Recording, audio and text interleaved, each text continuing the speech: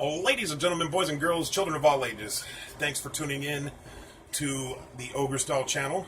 That being said, we are going to be taking up where we left off last time, which was my State of the Union address here. That being said, we left off on the NFL, Justin Bieber, and LeBron James. With that being said, we're going to pick up with Russia. And I've got a friend of mine, dear friend, who's known me for almost a decade or so. Either way, we converse a lot, we talk a lot. He was down here in Phoenix for his grandfather's 95th birthday last March. Pretty big event. Nonetheless, we talk a lot of political bullshit, and even like the regular everyday conversations we have political implications in them. So picking up where we left off on the NFL, Justin Bieber and LeBron James in part one. Here in part two, we're going to pick up with Russia. The reason I tell you about this, friend, is because we had he really, I think, had the best argument as far as the Russian collusion stuff with Trump goes.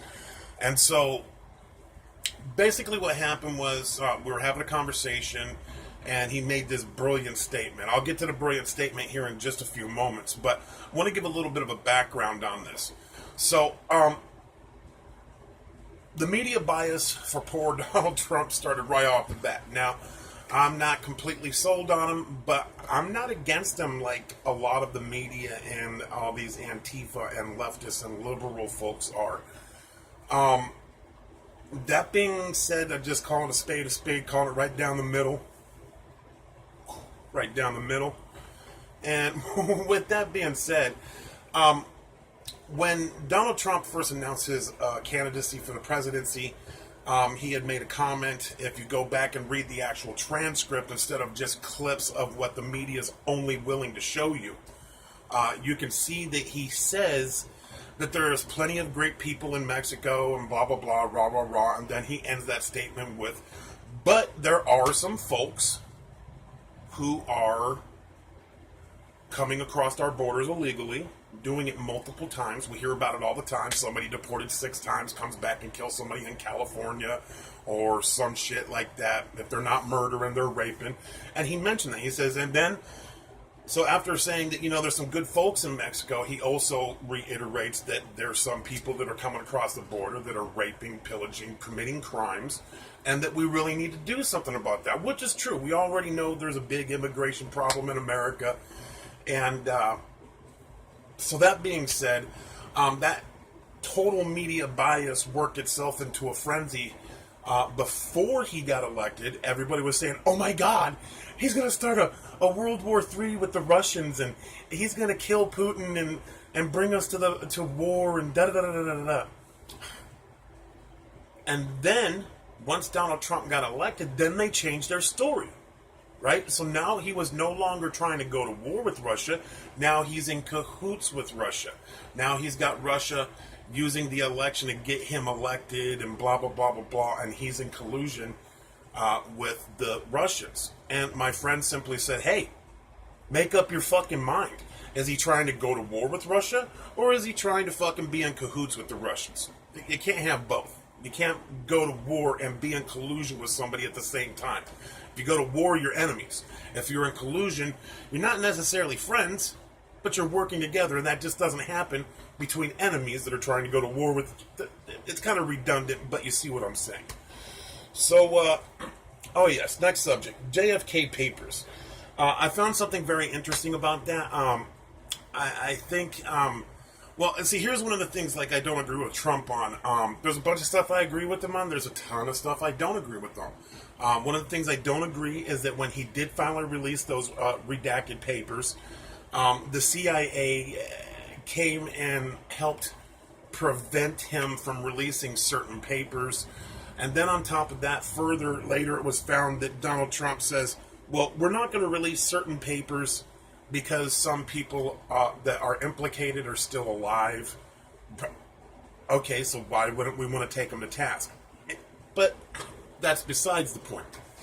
So a lot of people are reading these papers and they're seeing stuff where, you know, in the documents you can see one of the things they're trying to do is they're trying to start a fucking war with Cuba at the time, back in the 60s and whatnot. And one of their things that we discovered in the paper that we had already kind of known about but didn't really get to see in actual words until the papers came out was how they were going to take a plane full of American citizens and have it downed, crash and burn it, and then they were going to blame it on the Cubans so they could start their proxy war. And I don't know what Cuba's got besides cigars that we would have wanted, other than maybe territory. But that's kind of how that went down. And so when people started to realize, hey, you know, some of the stuff they've been talking about in Operation Northwoods and things of that nature that haven't been really solidly proven are being proven by reading these documents. So within 2 weeks of that happening, you then start getting the Bin Laden diaries. Now, a lot of you people probably don't even know about this if you're not as political or conspiratorially minded as someone like myself. But what happened was, I think it was not so much a cover-up, more like a distraction to the JFK papers. Like, okay, oh, stop reading those, because we got something over here to take a look at.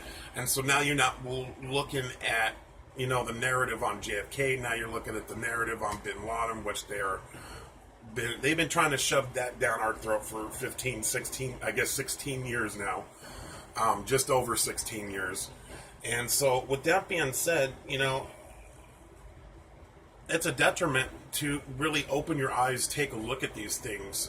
So, you know, remember, the media is not your friend. I don't care if you watch Fox News, they're biased towards the Republicans. I don't care if you watch NBC, CBS, CNN, or any of the other big ones. They're seemingly on the left side and only tell you bad things about the Republicans. And, you know, I challenge you to actually go on to CNN, right? And I don't want you to focus on the people that are guests on the show. I want you to focus on the anchors. And notice that the anchors will not say anything good about Donald Trump. And I challenge you to watch for an hour, 2 hours, and hear one of those CNN anchors or MSNBC anchors or CBS anchors paint Donald Trump in a positive light. You know, I mean, not everything he does is negative, and not everything he does is positive, obviously. But you wouldn't know that by watching the media that is in place today. That being said, I'm going to go ahead and quickly move on to the next video. So thanks for tuning into the Ogarstyle channel. I really appreciate your time. And everybody be safe out there.